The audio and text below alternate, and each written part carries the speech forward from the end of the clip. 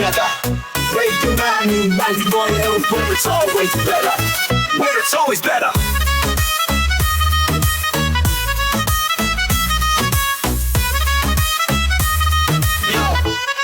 Yo, सुबह का सूरज या शाम का रंग, we bring you joy हर जुबान का धन.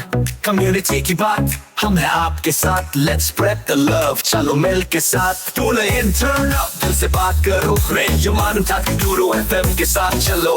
Every voice counts, हर लम्हा यहाँ चलो. बात करके देखते हैं, let's all shine on. Yo, let's all go. सेहत की बात और dreams to share. Radio Manu 92 FM, we're always there. From unity to joy, we bring the light. Every word, every tune makes everything right. Listen up, it's time to unite. Radio Manu 92 FM, shining bright. Dill se suno, we love and care. Chalo baat karke dekhte hain, let's take it there. So come along for the ride. Radio Manu 92 FM, we're by your side. चलो बात करके देखते हैं. Your voice, your guide.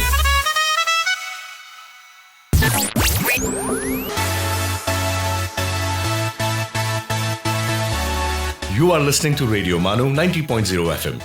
चलो बात करके देखते हैं.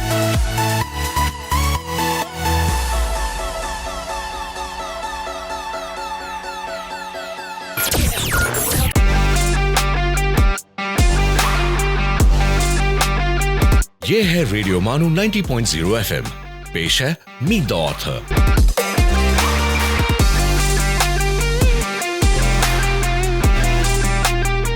दोस्तों आदाब, मैं हूं डॉक्टर जर्रार अहमद. आप महसूस हो रहे हैं मीट द ऑथर प्रोग्राम से. आज हमारे साथ स्टूडियो में मौजूद हैं मारूफ शायर और खाका निगार डॉक्टर उमैर मंजर साहब. प्रोग्राम में आपका इस्तकबाल है. शुक्रिया.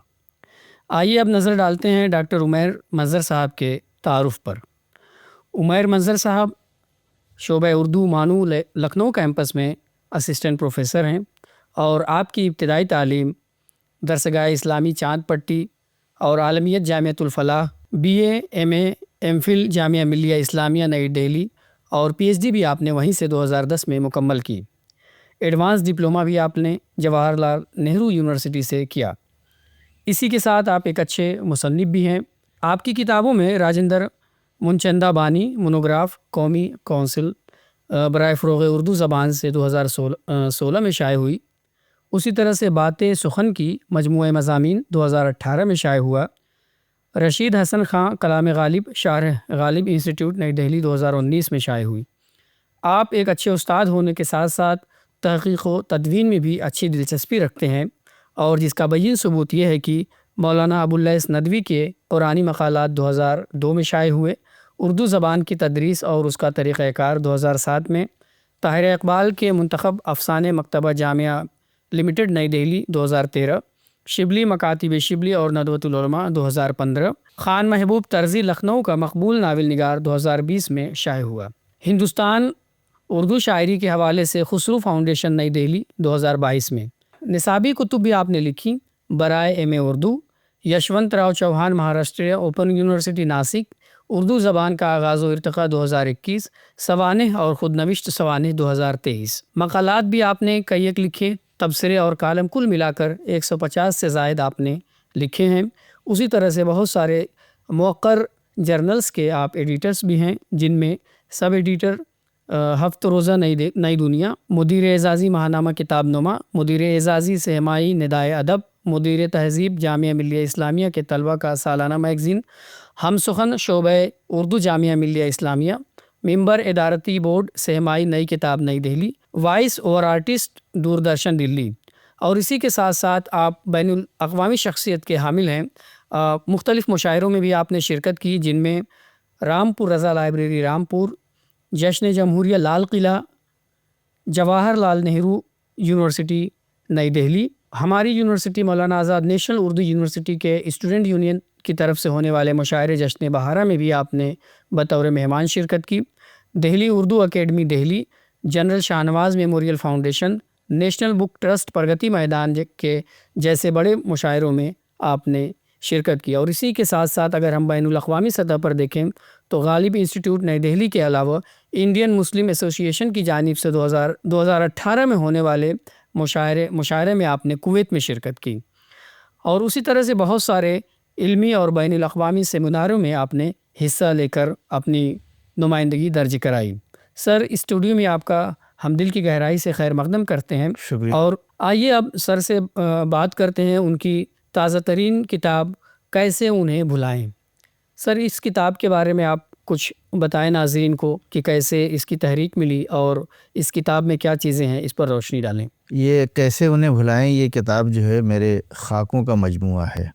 2025 میں یہ کتاب شائع ہوئی ہے، لیکن اس میں جو خاکے ہیں وہ بہت پہلے سے لکھے جا رہے تھے. البتہ یہ کہ لاک ڈاؤن کے زمانے میں اور کووڈ کے زمانے میں خاص طور سے بہت سی شخصیات جو اس دنیا سے گئیں، جس میں پروفیسر شمیم حنفی صاحب تھے، شمس الرحمن فاروقی صاحب تھے، ہمارے بعض احباب تھے، تو ایک عجیب سی ذرا کیفیت تھی. اور کچھ لکھنے پڑھنے کا جو شعور ملا تھا اس میں پھر ان لوگوں پر میں نے لکھنا شروع کیا. حالانکہ اس کتاب میں جو پہلا خاکہ ہے وہ قرۃ العین حیدر پر ہے ابتدائی خاکوں میں. تو یہ تحریر تو 2007 کی ہے، ان کے انتقال کے بعد میں نے لکھا تھا. اور یہ دراصل سغرا مہدی صاحبہ نے کہا تھا. میں نے ان کے ساتھ قرۃ العین حیدر صاحبہ کے ہاں میں نے کچھ دنوں تک کام کیا تھا، 3-4 مہینے تک. وہ اپنی پرانی چیزیں املا کرواتی تھیں. جی. تو ان کے ساتھ جو وقت گزرا تھا، جو کچھ میں نے وہاں دیکھا تھا، سیکھا تھا، جو کچھ ان سے بات ہوئی تھی، جو ان کا طریقہ تھا، ان چیزوں کو میں نے ایک بہت لائٹ موڈ میں لکھنے کی کوشش کی تھی. تو وہ تحریر تھی. پھر اس کے بعد اس زمانے میں خاص طور سے کووڈ کے زمانے میں جب میں نے لکھنا شروع کیا تو ان تحریروں میں بعض ایسی تحریریں ہوتی گئیں کہ احباب نے یہ کہا کہ یہ تو خاکے ہیں.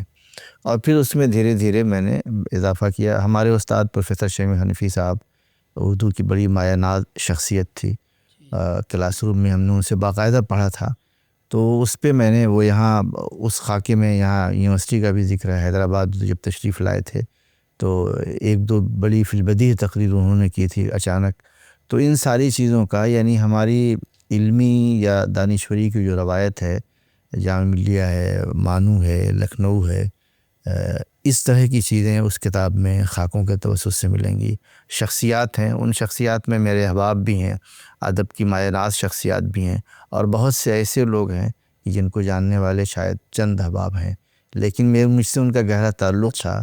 اور اس تعلق کی بنا پہ ظاہر ہے کہ ان کا کوئی نہ بہت علمی قد تھا، نہ کوئی بہت بڑا ایسا ان کا وہی تھا، لیکن اس کے باوجود ایک انسان ہونے کے ناطے جو کچھ بھی میں نے اپنے ایک دوست ہونے کے توسط سے جو کچھ محسوس کیا اسے لکھنے کی کوشش کی کہ ایک عام انسان بھی خوبیوں سے خالی نہیں ہوتا. بالکل صحیح بات ہے. میرا دوست جو ہے معظم بلال، اس کا اسی زمانے میں انتقال ہوا. ہمارے سینئر ڈاکٹر امان اللہ فہد فلاحی صاحب جو ہے ان کا انتقال ہوا. وہ ایک بہت اچھے استاد تھے، بہت اچھے ہمارے سینئر تھے، اور بڑا ان کو پڑھانے کا اور چیزوں کو سمجھانے کا ایک بڑا اللہ تعالیٰ نے بہت عجیب ملکہ دیا تھا. بڑی خوبیاں ان کے پاس تھیں، اور ان کا اچانک چلے جانا ہم سب کے لیے ایک بڑا دکھ کی بات تھی. تو یہ سب چیزیں اس میں بعض نئے لوگوں پر، ڈاکٹر ابراہیم افسر بھی بالکل جواں سال قلم کار ہیں، ان پر بھی ایک خاکہ ہے. اور اسی طرح سے ایک ہمارے جاننے والے جو ہے موریشس میں رہتے ہیں، ان پر بھی ایک خاکہ ہے. تو اس طرح سے یہ کتاب پروفیسر اشتیاق احمد ذلی صاحب پہ ظاہر ہے کہ بڑی تاریخ کے حوالے سے بڑی علمی شخصیت ہے. تو ان کے بارے میں بھی ایک طویل بیماری سے وہ گزرے تھے، لیکن میرا ایک تعلق تھا تو اس تعلق کی بنا پر اس میں لکھنے کی، بتانے کی کوشش کی گئی ہے. اور دراصل یہ بھی ہے کہ ہم اپنے سماج اور معاشرے کی اہم اور ممتاز شخصیات، اساتذہ، علمی شخصیات، تاریخی شخصیات، ان سب کو تو جانیں ہی، لیکن یہ کہ اپنے ارد گرد عام انسانوں سے بھی واقف ہوں اور ان میں خوبیوں کو دیکھنے کی کوشش کریں. بالکل بالکل. سر جیسا کہ ہم دیکھتے ہیں کہ آپ نے مختلف میدان میں طبع آزمائی کی، خاص طور سے شعر، اشعار ہوئے، شاعری ہوئی، اور اسی طرح سے خاکے ابھی آپ نے بتایا، اور بھی کئی ایک میدان ہے جہاں پہ آپ نے طبع آزمائی کی اور لکھتے پڑھتے رہتے ہیں. تو یہ اس سلسلوں کو کہاں سے تحریک ملی، اس کا آغاز کیسے ہوا، کچھ اس پر بھی روشنی ڈالیے. ایک تو میرا جو گھریلو پس منظر تھا، ظاہر ہے کہ میں اسے یہ نہیں کہتا کہ بہت علمی تھا، لیکن کتابوں کا شوق میں نے اپنے گھر میں ہر فرد کے ہاں دیکھا۔ جی کتاب ناول بھی ہے، تاریخی ناول بھی ہے، مذہبی کتابیں بھی ہیں، قرآن پاک بھی ہے۔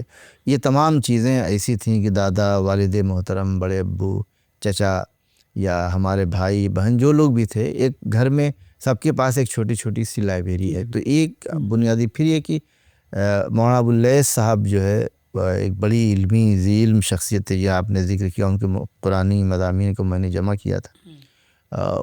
بچپن میں ان کے ہاں جاتے تھے تو ان کے پاس صرف کتابیں ہی نظر آتی تھیں۔ تو یہ جو ابتدائی زمانہ، پھر مدرسے میں تعلیم حاصل کی تو وہاں بھی مطالعے کا ایک رجحان تھا، پڑھنے کا، درسی کے علاوہ غیر درسی پڑھنے کا۔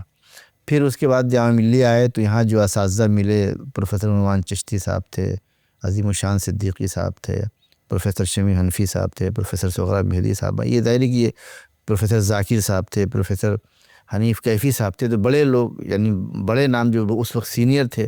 اور اس کے بعد ادھر پروفیسر خالد محمود صاحب، پروفیسر شاپر رسول، پروفیسر احمد محفوظ صاحب، یہ سارے لوگ تھے۔ تو ہر وقت شمیم صاحب کی کوئی گفتگو کتاب کے بغیر شروع ہی نہیں ہوتی تھی اور کتاب پر ہی ختم ہوتی تھی۔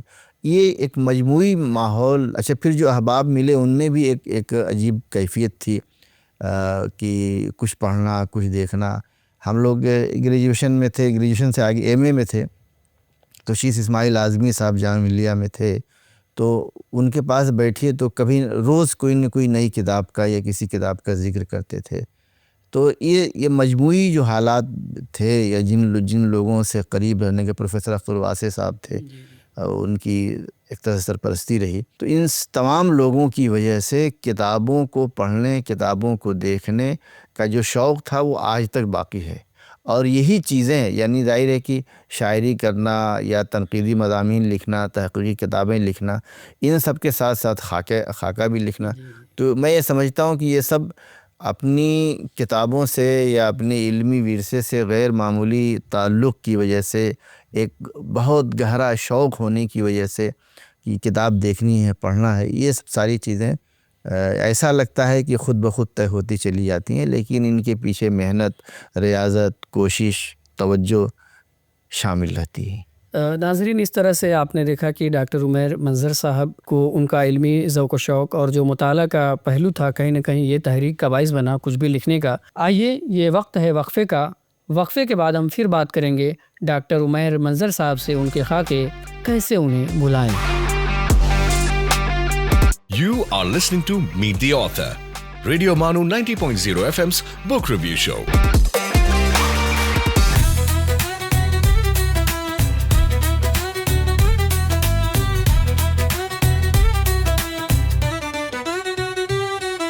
You are listening to Radio Manu 90.0 FM, a community radio station. So join the wave, come along for the ride. Radio Manu 90.0 FM, we're by your side. چلو بات کر کے دیکھتے ہیں. Your voice, your guide.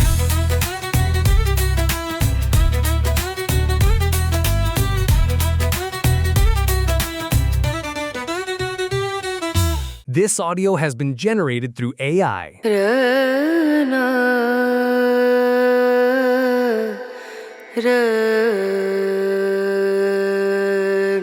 یہ ہے radio مانو 90.0 FM. آئیے اب سنتے ہیں دا مائنڈفل منٹ.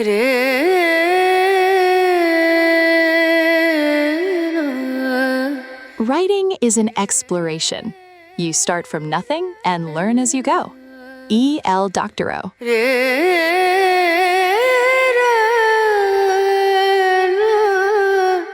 خاموشی بعض اوقات بہترین جواب ہوتی ہے. مشہور قول.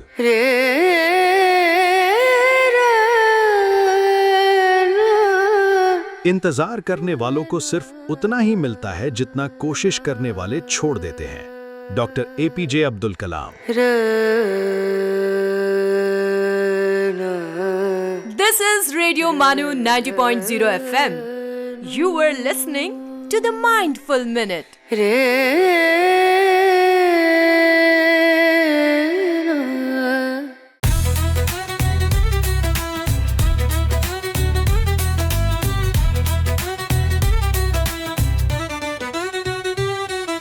sales, marketing and brand promotions, write to us on Radio Manu at manu.edu.in. So join the wave, come along for the ride. Radio Manu 90.0 FM, we're by your side. चलो बात करके देखते हैं. Your voice, your guide.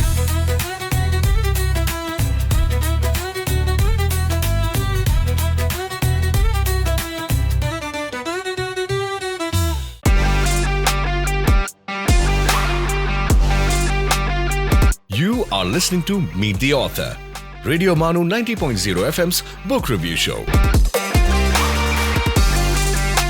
दोस्तों, हम बात कर रहे थे डॉक्टर उमैर मंजर साहब से, उनकी तख्लीक कैसे उन्हें भुलाएं।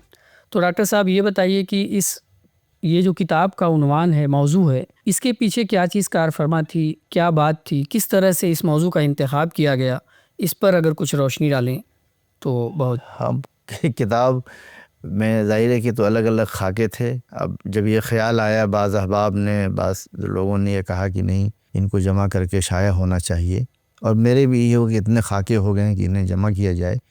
तो अव्वलीन जो मरहला आता है उसके बाद वो नाम का ही आता है, क्योंकि इसके दो हिस्से हैं। पहले हिस्से में वो शख्सियात या वो अफराद हैं जो इस दुनिया में नहीं रहे, और दूसरे हिस्से में वो लोग हैं कि बाज़ बुज़ुर्ग और बाज़ नौजवान वो हैं कि जो अभी जिनका इल्मी और क़ल्मी सफ़र जारी है। तो इन दोनों लोगों के दरमियान किस तरह से नाम रखा जाए या क्या उन्वान दिया जाए कि दोनों के लिहाज से जो है, यानी जो जा चुके हैं उनको कैसे बुलाया जाए, और जो ज़िंदा हैं उनके इल्मी और क़ल्मी और जो कारनामे हैं वो इस बराबर याद दिला रहे हैं उनको। तो इस तरह से ये नाम अहबाब के मशवरे और लोगों के उससे जो है रखा गया कि इसमें कुछ याद की कैफियत रहे उनको। इसमें कुछ ख़ास कोई ख़ास पैगाम वगैरह भी छिपा है, तो वो भी बताइए कि क्या। ये तो बातें आपने बताई कि इसका उन्वान जो आपने मुंतखब किया, इसके पीछे क्या वजूहात थी, तो इसमें कोई ख़ास पैगाम है? क्या चीज़ आखिर क्या सोच कर आपने इन तमाम बातों को, इन तमाम शख्सियात को सफ़े किरतास पर अमर कर दिया या लिख दिया? नहीं, किताब का नाम तो ज़ाहिर है कि एक जो मजमूई फ़ज़ा मज़ामीन की या उसके अंदर जो मशमूलात हैं उसको देख करके रखी जाती है, और उसमें जो मज़ामीन हैं, जो खाके हैं शामिल, उसमें ज़ाहिर है कि उन तमाम लोगों को किसी न किसी हवाले से, किसी को दोस्त के हवाले से, किसी को उसकी खिदमात के हवाले से, किसी को उस्ताद के तौर पर, किसी के बहुत ही ज़ी इल्म, वक़ार और मर्तबे के एतबार से याद किया गया है। और ज़ाहिर है कि लिखने वाला तो ये चाहेगा कि भाई ये वो लोग हैं जो दुनिया से जा चुके हैं, ये वो लोग हैं जो दुनिया में हैं और इनके ये कारनामे हैं, हमको इसी तरह की बनने की या इसी तरह से कुछ काम करने की तरगीब और तशवीक़, आने वाली नस्लों के लिए वो मिसाल राह बने। जी। और हमने जिनको देखा भी नहीं, जैसे प्रोफेसर शमीम हनफी साहब का बहुत बड़ा नाम है, या शमसुर रहमान फ़ारूक़ी साहब का बहुत बड़ा नाम है, या मौलाना अबुल लैथ साहब एक मजहबी शख्सियत थे, लेकिन उनके यहाँ जो बेनियाज़ी थी, जो इखलास था, जो दुनिया से एक नौ की बेरग़बती थी, ये सब भी मालूम हो कि दुनिया में किस किस तरह से लोग ज़िंदगी गुजार करके गए हैं। या हमारे जो कदीम असातिज़ा थे, जिन लोगों ने शमीम हनफी साहब से बाकायदा क्लास में नहीं पढ़ा है, अगर वो खाका पढ़ेंगे तो उन्हें अंदाज़ा होगा कि वो किस तरह से पढ़ाते थे, उनकी तवज्जो क्या होती थी, उनकी तरजीहात क्या होती थी, वो तलबा से बात करके किस तरह से खुश होते थे। तो एक पूरा इल्मी तो तदरीसी माहौल भी उसमें कहीं न कहीं नज़र आएगा।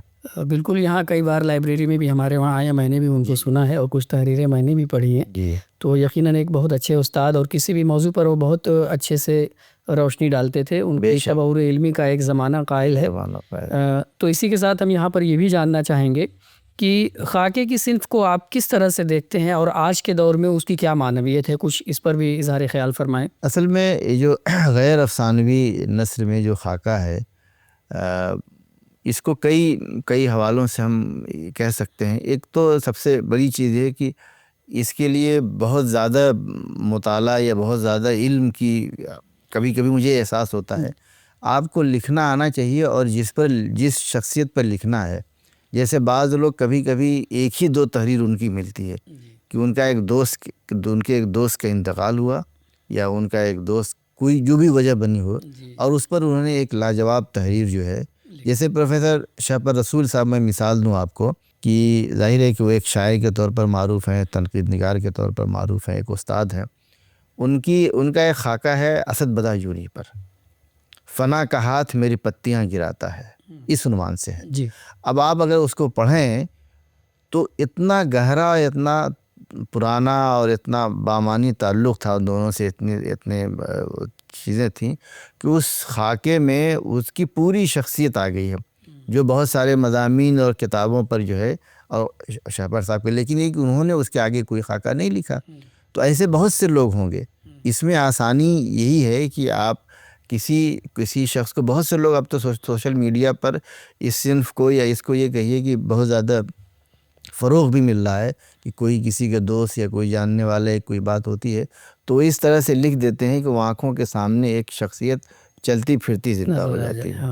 ہاں بالکل صحیح بات ہے. اور اسی طرح سے ہمارے NCERT کی کتابوں میں بھی اور پڑھایا بھی جاتا ہے، جیسے نذیر احمد کی کہانی کچھ میری کچھ ان کی زبانی، جو مرزا فرحت اللہ بیگ صاحب نے لکھا، اور کہیں نہ کہیں اس میں مزاحیہ پہلو بھی ہوتا ہے. ہاں، میں نے بھی اس کے کیسے بات بن گئی. بالکل اپنے ایک دوست پر خاکہ لکھا تھا، مہتاب اس کا نام تھا، تو ہم نے اس کا عنوان تھا ہمارے مولانا. تو آپ کے کچھ خاکوں میں کچھ مزاحیہ پہلو ہیں، تو اس پر بھی تھوڑا روشنی ڈالیے. مزاحیہ اس طرح سے تو نہیں ہے، لیکن ایک جو شگفتگی ہونی چاہیے نثر میں، بہت زیادہ یعنی طویل نہیں ہونی چاہیے، اور واقعہ سازی نہیں ہونی چاہیے، اور پڑھنے والا ایسا لگے کہ جس شخص کو پڑھ رہا ہے، جس کے بارے میں پڑھ رہا ہے، مسلسل کوئی نہ کوئی چیز ایک آگے بڑھتی چلی جا رہی ہے. یعنی اس کے بارے میں آپ کی تحریر کی شگفتگی معلومات کے ساتھ آگے بڑھتی چلی جائے، تو وہ ظاہر ہے کہ وہی، اور کہیں نہ کہیں جو قاری اس کا ہے اس سے حظ حاصل کرے، اس سے حظ حاصل کرے. بات تو بالکل صحیح ہے. تو سر یہ جو آپ کا تخلیقی عمل ہے، تھوڑا اس کیفیت کو بھی آپ بیان کیجئے کہ کس طرح سے، کیسے یہ عمل میں آتا ہے. دیکھیے، لکھنا تو ایک بہت ہی، یعنی لکھنے کے لیے آپ کو باضابطہ بیٹھنا پڑے گا. کوشش، ہم لوگ شاعری بھی کرتے ہیں، تو شاعری میں تو یہ ہے کہ اگر کسی سوچ میں گم ہے تو چلتے پھرتے بھی رہیں تو اس میں کچھ نہ کچھ وہ اس طرح سے اس کو کرتے رہتے ہیں. لیکن اب اگر کوئی خاکہ لکھنا، مضمون لکھنا، تو اس کو باقاعدہ بیٹھنا پڑتا ہے. خاکے میں ہوتا یہ ہے، یعنی اگر آپ کسی شخص کے بارے میں لکھ رہے ہیں، میں نے بعض چیزیں، شمیم صاحب کو میں نے بہت قریب سے دیکھا تھا، لیکن جب میں نے ان کو لکھنا شروع کیا تو ان کی بہت سی تقریروں کو، بہت سی تحریروں کو میں نے دوبارہ پڑھا. جی. میں نے کوشش کی کہ اس لیے کہ میرے ذہن میں کہیں نہ کہیں تھا کہ میں ان سے بہت قریب رہا ہوں، یا ان کو بہت میں نے قریب سے دیکھا ہے، تو ایک اچھی تحریر لکھنے کی کوشش کروں. تو میں نے تقریباً تمام چیزوں کو پڑھنے کی کوشش کی. لیکن بعض خاکے ایسی بھی ہیں، بعض دوستوں پر یا احباب پر، کہ جن پر کچھ بھی نہیں پڑھا، جتنی یادیں ان کی ذہن میں محفوظ تھیں انہی کو ایک مرتب انداز میں نے لکھ دیا، اور وہ ایک طرح سے اس کے بارے میں معلومات کا، یا اس کی شخصیت کو، یا اس کی زندگی کو جاننے کا ایک ذریعہ بن گیا. تو دونوں طریقے ایک طرح سے کہہ سکتے ہیں. دوستو، ہم بات کر رہے ہیں ڈاکٹر عمیر مظہر صاحب سے، ان کی تخلیق کیسے انہیں بھلائیں. ابھی وقت ہے بریک کا. بریک کے بعد ہم ان سے بات کریں گے ان کے کسی ایک پسندیدہ خاکے کے حوالے سے. آپ سن رہے ہیں میٹ دی آتھر، ریڈیو مانو 90.0 FM کا بک ریویو شو.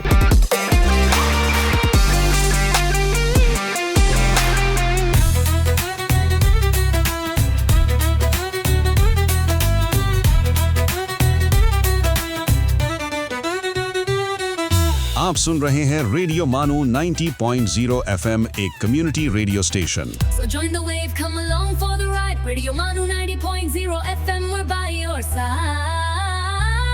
چلو بات کر کے دیکھتے ہیں. Your voice, your guide.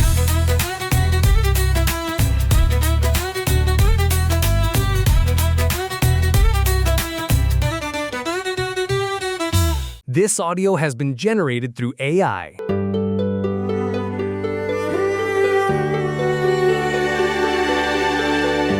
Let's listen to عرض کیا ہے. آداب دوستوں، آپ سن رہے ہیں عرض کیا ہے ریڈیو مانو 90.0 FM پر. آئیے آج ملاقات کرتے ہیں اردو ادب کی مشہور انقلابی شاعر بسمل عظیم آبادی سے. بسمل عظیم آبادی کا اصل نام سید شاہ محمد حسن تھا. ان کا جنم 1901 میں عظیم آباد یعنی آج کے پٹنہ میں ہوا. اردو شاعری میں ان کا مقام ایک انقلابی اور باشعور شاعر کا ہے۔ ان کے کلام میں حب وطن، آزادی کا جذبہ، انصاف اور انسانی حریت کی صدا بلند ہوتی ہے۔ بسمل عظیم آبادی کی شاعری کا سب سے بڑا امتیاز یہ ہے کہ اس نے ہندوستان کے نوجوانوں میں آزادی کی چنگاری کو شعلہ بنا دیا۔ ان کی زبان پرجوش ہونے کے ساتھ ساتھ ادبی نفاذت سے بھی معمور ہے۔ آئیے ان کی وہ مشہور غزل کا مطلع سنتے ہیں جو آزادی کی تحریک کی پہچان بن گئی۔ سرفروشی کی تمنا اب ہمارے دل میں ہے، دیکھنا ہے زور کتنا بازوئے قاتل میں ہے۔ اور اسی غزل کا ایک اور مقبول شعر ملاحظہ ہو: اے شہید ملک و ملت میں تیرے اوپر نثار، اب تیری ہمت کا چرچا غیر کی محفل میں ہے۔ بسمل عظیم آبادی کا کلام ہمیں یہ پیغام دیتا ہے کہ سچائی، آزادی اور انصاف کے لیے بلند حوصلہ اور قربانی کی روح ضروری ہے۔ ان کی شاعری آج بھی وطن سے محبت اور انسانی عظمت کا روشن پیغام دیتی ہے۔ اردو ادب کی تاریخ میں بسمل عظیم آبادی کا نام ایک ایسی شاعر کے طور پر ہمیشہ یاد رکھا جائے گا جس کے الفاظ نے ایک پوری نسل کو آزادی کا حوصلہ بخشا۔ اسی کے ساتھ دیجیے اجازت، پھر ملاقات ہوگی ایک اور عظیم ادبی شخصیت کے ساتھ۔ آپ سن رہی تھی عرض کیا ہے صرف ریڈیو مانو 90.0 FM پر۔ خدا حافظ۔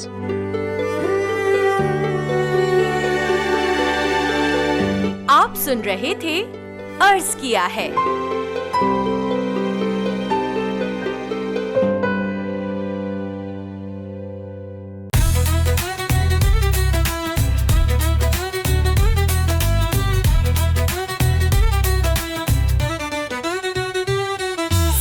مارکیٹنگ اور برانڈ پروموشنز کے لیے ہم سے رابطہ کریں radiomanu@manu.edu.in per. So join the wave, come along for the ride. Radio Manu 90.0 FM, we're by your side. चलो बात करके देखते हैं। Your voice, your guide.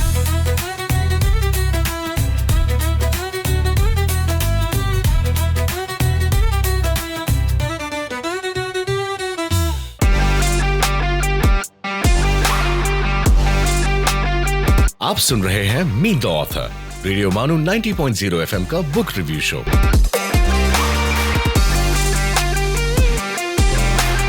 दोस्तों, ब्रेक के बाद फिर से आपका एक बार खैर मकदम है। डॉक्टर साहब से हम गुफ्तगू कर रहे थे उनके खाकों का मजमुआ कैसे उन्हें भुलाएं।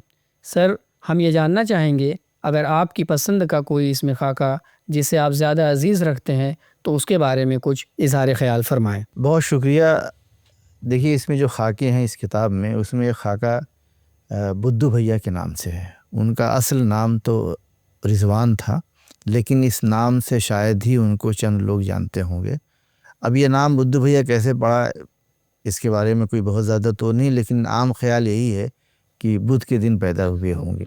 उनकी शख्सियत कोई बहुत बड़ी नहीं थी, बहुत ज़्यादा पढ़े लिखे नहीं थे, लेकिन उनके अंदर जो एक फ़र्द शनासी थी, ज़िम्मेदारी का जो एहसास था और जिस इदारे से वाबस्ता हूँ उसके तईं वफ़ादारी का जो जज्बा था वो काबिल रश्क था। वो बहुत आला ज़िम्मेदार नहीं थे, लेकिन जो ज़िम्मेदारी भी उनको मिलती थी उसको इस तरह से अदा करते थे कि ऐसा लगता था कि शायद इसी ज़िम्मेदारी के लिए इनको बनाया गया है। दूसरी बात ये कि वो सबसे बड़े बहुत उम्दा सलूक रखते थे, एक ख़ास फ़िक्र के साथ, एक ख़ास सोच के साथ और एक ख़ास जज्बे के साथ, तलबा से भी, असातिज़ा से भी। और बहुत से ऐसे इदारों में मुलाजिमीन भी होते हैं जिनसे काम लेना भी बहुत मुश्किल होता है।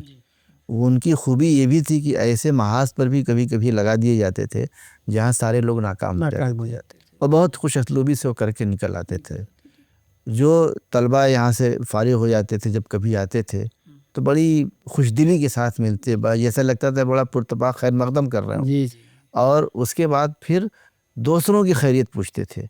तो ज़ाहिर है कि एक ऐसी शख्सियत थी, यानी एक ऐसा आदमी हमारे दरमियान था जो बहुत सी खूबियों का मजमुआ था, गरचे बहुत पढ़ा लिखा नहीं था। तो और ज़ाहिर है कि जब उनका इंतकाल हुआ तो उस इंतकाल के बाद मैंने एक दो नशिस्त में बैठ करके उसको लिखा, इसलिए कि एक बचपन के जो कुछ नक्श होते हैं अफराद के, अशख़ास के, हाँ, वो भुलाए नहीं जाते। तो ये खाका उसी, जैसा कि मैंने कहा भी कि रशीद अहमद सिद्दीकी की जो खाका है कुंदन है या नामदेव मौलवी मिर अब्दुल हक है, उसी तरह के का नाम ये भी है बुद्धू भैया।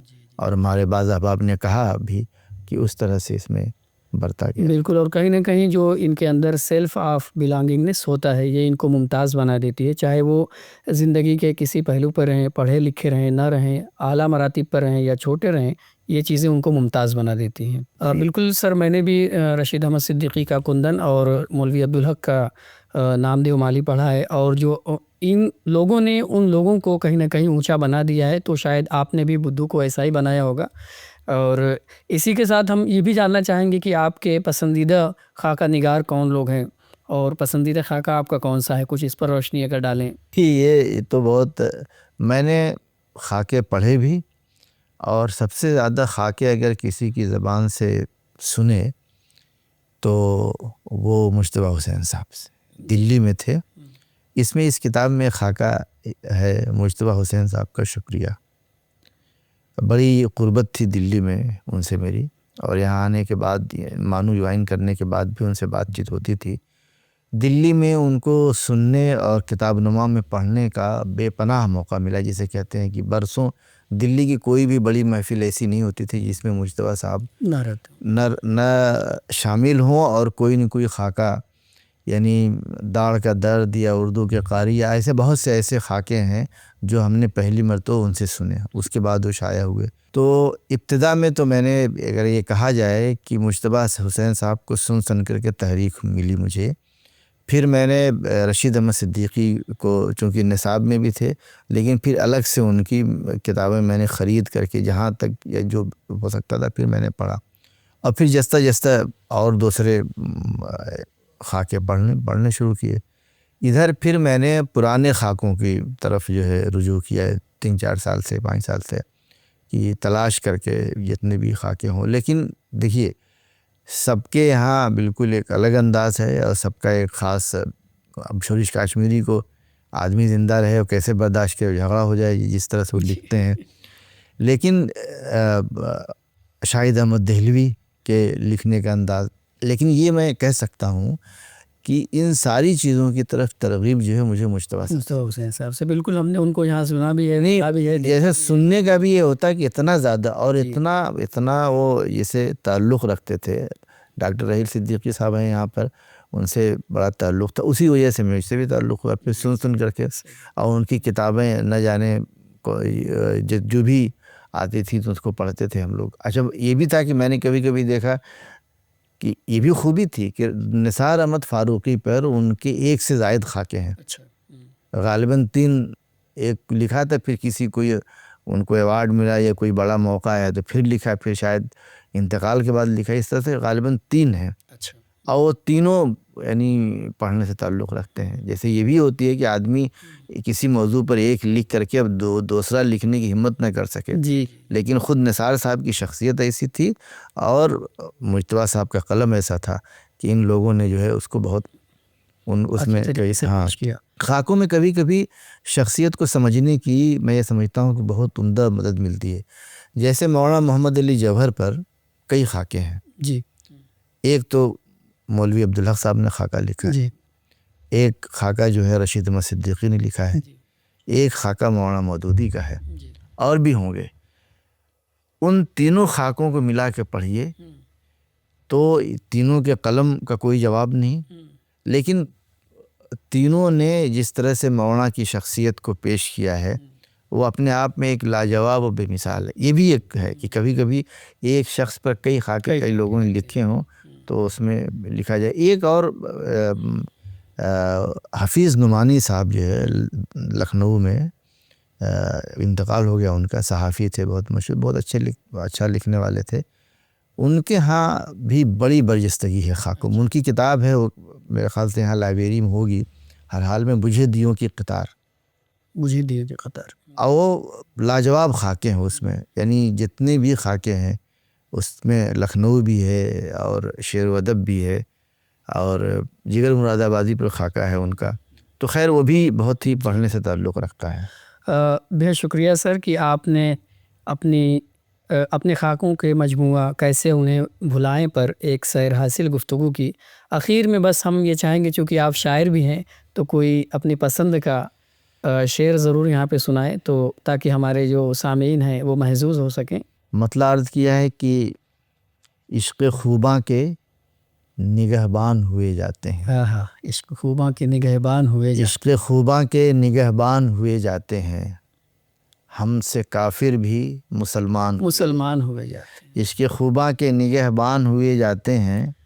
ہم سے کافر بھی مسلمان ہوئے جاتے ہیں. اور جب سے اعلان کیا آپ نے درویشی کا، کیا بات، جب سے اعلان کیا آپ نے درویشی کا، اہل دل اور بھی ہلکان ہوئے جاتے ہیں. کیا بات، جب سے اعلان کیا آپ نے درویشی کا، جب سے اعلان کیا آپ نے درویشی کا، اہل دل اور بھی ہلکان ہوئے جاتے ہیں. شاندار. صبح ہو جائے سرے شام یہ حیرت کیسی، صبح ہو جائے سرے شام یہ حیرت کیسی. شہر کے شہر تو ویران ہوئے جاتے ہیں. شہر کے شہر تو ویران ہوئے جاتے ہیں. اور اسی غزل میں ایک نعت کا شعر ہوا ہے ارشاد کہ جب سے ہم آئے ہیں طیبہ کی زیارت کر کے، جب سے ہم آئے ہیں طیبہ کی زیارت کر کے، اپنی آنکھوں کے نگہبان ہوئے جاتے ہیں. بہت عمدہ، بہت عمدہ. جب سے ہم آئے ہیں طیبہ کی زیارت کر کے، اپنی آنکھوں کے نگہبان ہوئے جاتے ہیں. شادمانی میری بھاتی نہیں ان کو منظر، شادمانی میری بھاتی نہیں ان کو منظر. میرے احباب پریشان ہوئے جاتے ہیں. میرے احباب پریشان ہوئے جاتے ہیں. بہت شکریہ. بہت شکریہ ڈاکٹر عمیر مظہر صاحب. یقیناً ہمارے آڈینس آپ کی گفتگو اور اس پروگرام میٹ دی آتھر سے محظوظ ہوئے ہوں گے. دوستو، ہم پھر ملیں گے کسی نئے عنوان کے ساتھ، کسی نئے شخصیت کے ساتھ. تب تک کے لیے دیجیے اجازت. آداب. You were listening to Meet the Author, Radio Manu 90.0 FM's book review show.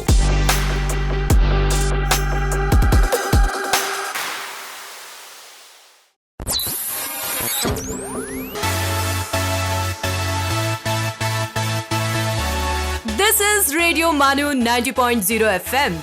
چلو بات کر کے دیکھتے ہیں.